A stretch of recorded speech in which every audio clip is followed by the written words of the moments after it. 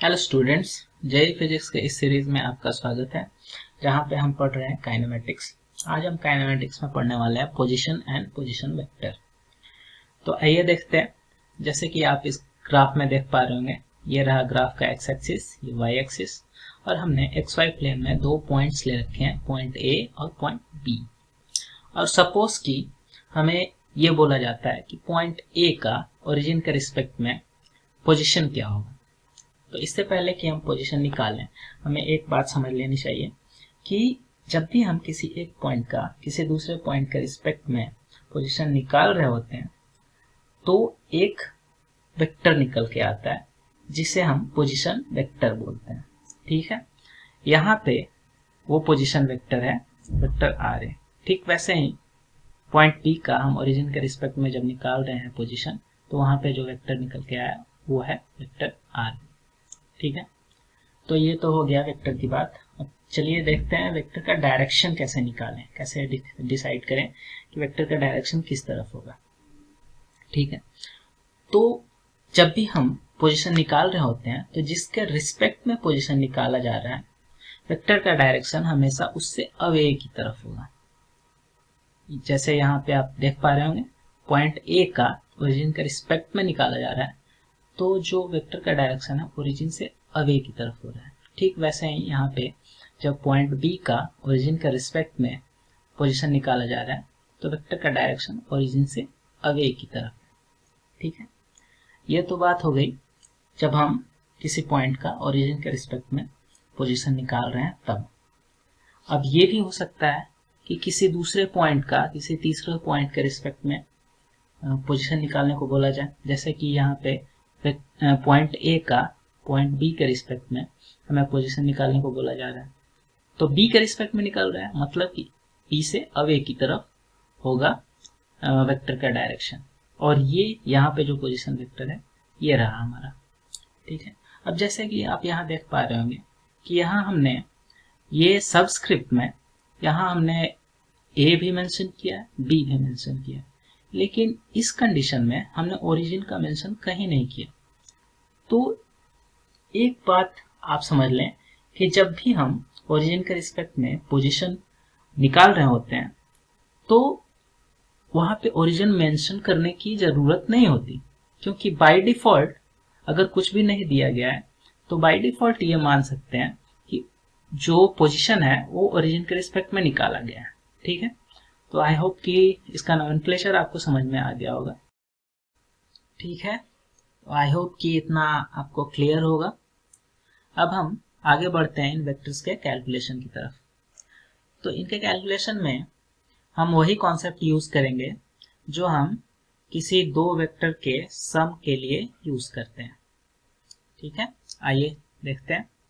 मान लीजिए कि हमारे पास ये एक वेक्टर है, वेक्टर ए, और ये वेक्टर है vector B, vector A vector B, और हमें वेक्टर ए और वेक्टर बी का सम निकालने को बोला जा रहा है। तो कैसे निकालेंगे? सबसे पहले जो वेक्टर ए है उसके हेड को वेक्टर बी के टेल के पास लाएंगे। ठीक है, और उसको ज्वाइन करेंगे, और जो फाइनल वेक्टर होगा, जो इन दोनों का सम होगा, वो एक वेक्टर के टेल से जुड़ा होगा और दूसरे वेक्टर के हेड से जुड़ा होगा। ठीक है, तो जो फाइनल वेक्टर है उसको हम कैसे पहचान सकते हैं? उसको पहचानने के लिए सिर्फ हमें दो चीज देखना है। एक है टेल टू टेल ज्वाइन और दूसरा है हेड टू हेड ज्वाइन। ठीक है, तो इस कॉन्सेप्ट का यूज यहाँ पे करते हैं। सबसे पहले यहाँ देखते हैं कहाँ हेड टू हेड ज्वाइन हो रहा है, कहाँ टेल टू टेल ज्वाइन हो रहा है। तो ये रहा हमारा हेड टू हेड ज्वाइन और ये रहा हमारा टेल टू टेल ज्वाइन। इसका मतलब ये है कि जो हमारा आर ए है वो इनका और इनका सम है।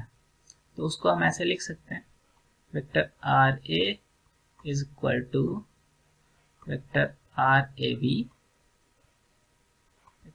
Are A B plus vector B, vector R B.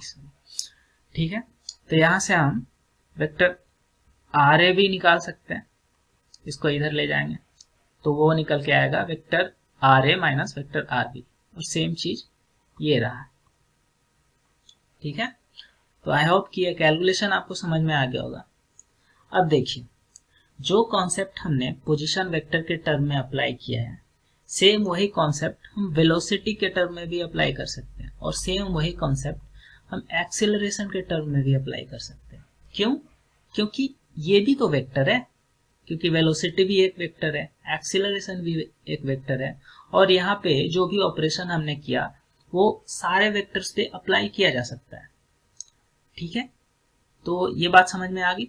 अब जो ये एप्लीकेशन है वेलोसिटी पे, ये हम आगे पढ़ेंगे, इसको हम नया नाम दे देते हैं, इसको हम बोलते हैं रिलेटिव वेलोसिटी का कॉन्सेप्ट।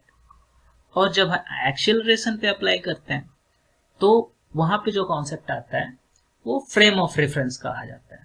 जैसे कि हम न्यूटन्स लॉ ऑफ मोशन में आगे पढ़ेंगे भी, कि जब भी कोई एक फ्रेम ऑफ रेफरेंस है, उसका एक्सेलरेशन कुछ और है, और उसके रिस्पेक्ट में हमें किसी और ऑब्जेक्ट का एक्सेलरेशन निकालने को बोला जाता है, तो वहां पे हम रिलेटिव एक्सेलरेशन का कॉन्सेप्ट लगाएंगे और यही फॉर्मूलेस का यूज करेंगे।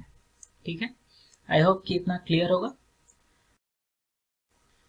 चलिए आगे बढ़ते हैं और हम एक छोटा सा प्रॉब्लम करते हैं। जैसे इस प्रॉब्लम में दिया गया है 2 पॉइंट्स, दोनों के कोऑर्डिनेट दिए गए हैं, और हमें निकालने को बोला जा रहा है पॉइंट ए का पॉइंट बी के रिस्पेक्ट में पोजीशन। तो हम फॉर्मूले में वैल्यू पुट करेंगे। फॉर्मूला में वैल्यू पुट करने के लिए हमें पहले इन कोऑर्डिनेट्स को वेक्टर फॉर्म में चेंज करना पड़ेगा।